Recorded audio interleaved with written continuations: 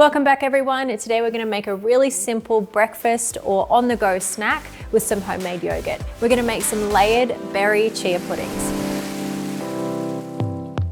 In a bowl, mix together 1 cup of homemade yogurt, half a cup of coconut milk, 1/4 cup of chia seeds, 2 teaspoons of vanilla, and 2 tablespoons of honey or maple syrup. Place this mixture into the fridge for anywhere between 1 hour and overnight. The chia seeds will absorb the liquid and expand and become soft and gelatinous.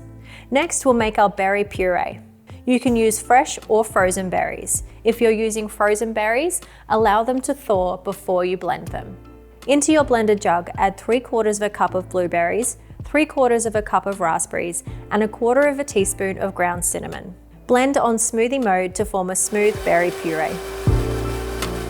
Add around 1 tablespoon of the puree into the bottom of 2 jars and set aside.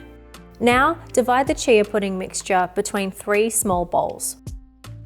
Stir through 1/3 of the berry puree into 1 bowl of chia pudding and the remaining 2/3 into the second bowl, keeping the third bowl of chia mixture plain. Finally, divide the chia pudding layer by layer between the 2 jars, creating 4 different colored layers for your pudding. Top with berries and enjoy immediately or store in the fridge for up to 5 days. So there you go, you can do some pretty great things with just 1 cup of homemade yogurt. You've got breakfast for yourself for tomorrow and the next day. They look great, they taste great, you're gonna love these ones. If you haven't already, then hit subscribe to see more of our Luvele Life recipes. And if you enjoyed this video, then give it a like for us and we'll be back very soon with another recipe.